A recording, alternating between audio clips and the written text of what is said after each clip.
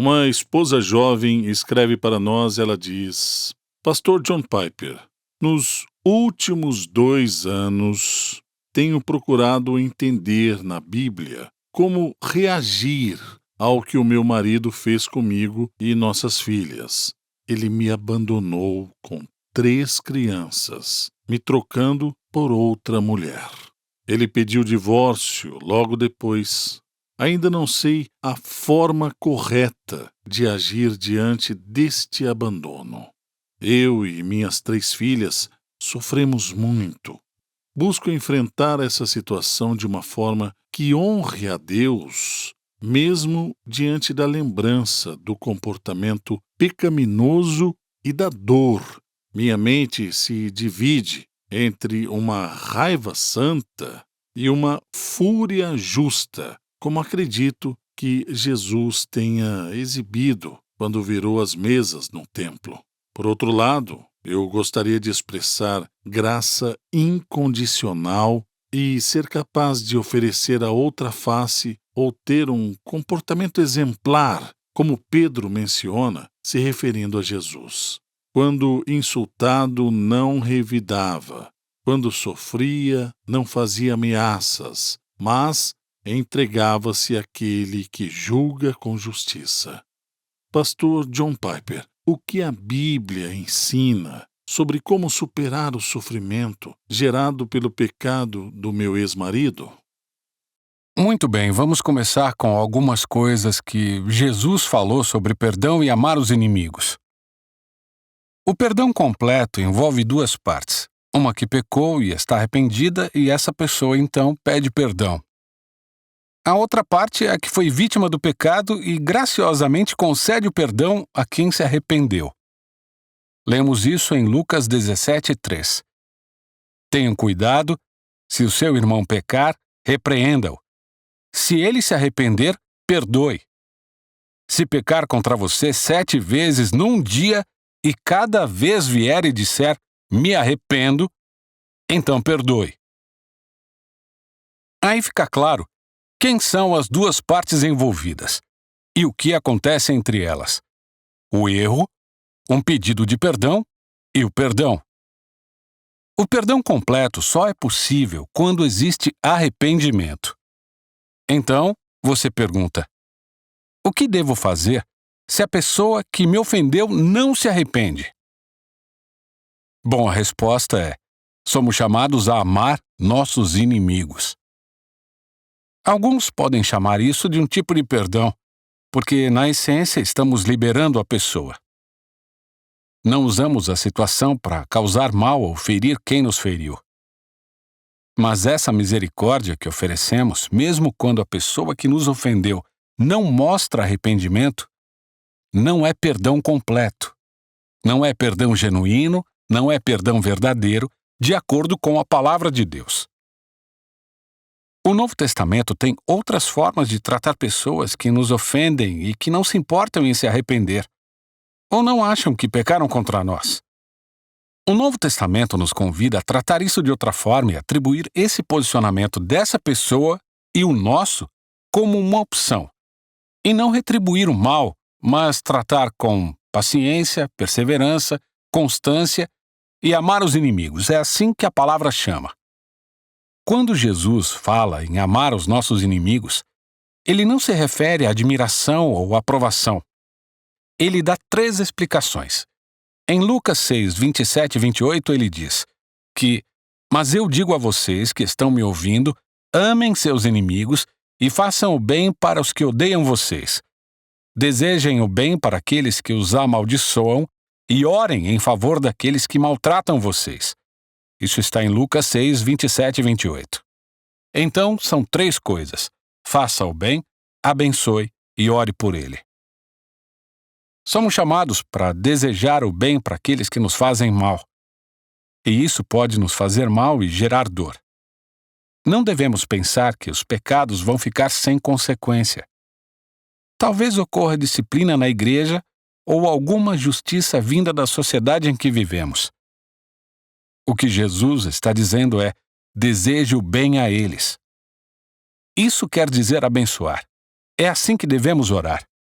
E então, partimos para a ação fazendo o bem, tratando eles muito melhor do que eles merecem. Posso pensar também em muitas objeções a oferecer perdão e amor para pessoas que pecaram contra mim. Pense nesse caso da traição de um marido e toda a dor que esse marido causou. Pode ser que não pareça certo tratar o marido traidor tão bem como Jesus nos manda fazer. Então, vamos falar de 4 objeções que podem passar pelo coração e pela mente de uma esposa traída e que podem se aplicar a muitas outras situações. A primeira é que parece injusto que a pessoa que pecou contra mim ou contra você saia impune, sem sofrer nenhum dano ou pague pelo que fez. Agora, a resposta bíblica para essa objeção é que Deus, no seu universo, nunca vai permitir que alguém que pecou escape sem castigo. Nunca. Paulo diz isso em Romanos 12:19. Meus queridos irmãos, nunca se vinguem de ninguém. Pelo contrário, deixem que seja Deus quem dê o castigo. Pois as Escrituras Sagradas dizem: Eu me vingarei, eu acertarei contas com eles, diz o Senhor. Isso está em Romanos 12:19. Então a promessa é: eu vou retribuir. Isso quer dizer que Deus vai acertar todas as contas com absoluta justiça.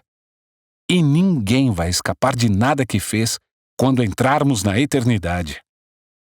Precisamos entender que, quando nos vingamos de quem pecou contra nós, Deus olha para essa situação e age, fazendo tudo para que seja feita a justiça.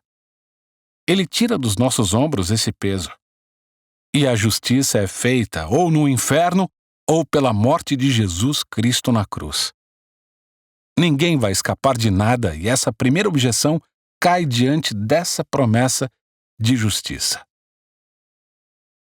A segunda objeção para esse tipo de perdão e amor ao inimigo é que simplesmente não podemos confiar na pessoa que pecou contra nós. A resposta a essa objeção é que perdão e confiança são coisas diferentes.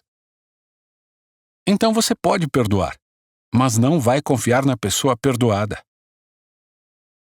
Eu não digo que isso será fácil. Uma pessoa pode dizer: você realmente não me perdoou porque não confia mais em mim. Mas nesse caso, a minha resposta e a sua deve ser: amigo, amiga, marido, irmão, eu te perdoei. Mas eu não esqueci. Eu perdoo você pelo que você fez. E oro para que Deus te abençoe e quero o seu bem. Mas você precisa entender que eu não estou levando isso em consideração, não estou considerando o passado. Mas eu estou preocupado com o futuro. Estou preocupado com o que o seu caráter hoje ainda não me inspira e não me inspira confiança. Pode ser que no futuro isso mude, mas ainda não aconteceu. Amigo, amiga, esta é a minha resposta para a objeção de é difícil confiar. Estou falando que perdão e confiança não são a mesma coisa. Não esqueça disso. A terceira objeção ao perdão e ao amor é muito difícil de colocar em ação porque o pecado contra nós fez tão mal ao nosso coração que lá no fundo ainda sentimos nojo e ódio dele. Agora, a resposta a esta objeção é que o amor genuíno e a aversão ao mal não são mutuamente excludentes. Elas podem existir no mesmo coração na mesma hora. Sempre fico maravilhado quando leio Romanos 12:9.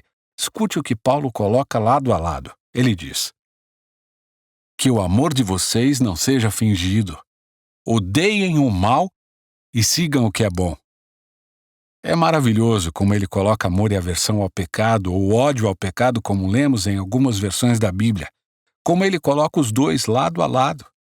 Ele diz que o amor seja genuíno, odeie o mal. Odiar é uma palavra forte. Não é apenas odiar como conhecemos, é ter nojo, é ter aversão ao mal.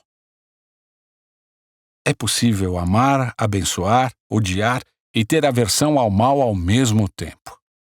Essa é a minha resposta à terceira objeção. Já a quarta objeção poderia ser exemplificada com essa frase: Pastor John, minhas crianças foram abandonadas e traídas pelo seu pai. Elas precisam saber o quanto seu pai foi maligno naquilo que ele fez. E essa ação maligna do pai deles não foi uma expressão de amor de seu pai por eles, mas também não vai ser uma expressão de amor minha quando eu contar o que o pai fez para nós. Acho que uma das coisas mais difíceis em um divórcio é o seguinte: tentar manter um bom relacionamento entre os filhos e os pais separados. Principalmente quando um deles teve atitudes malignas, odiosas e pecaminosas.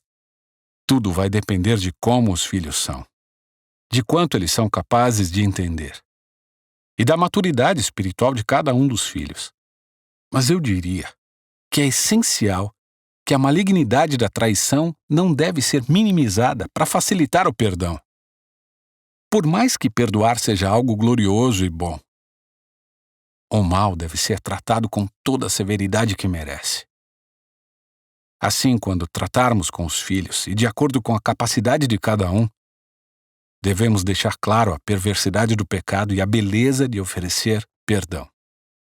Tudo isso por causa do perdão que recebemos do Senhor.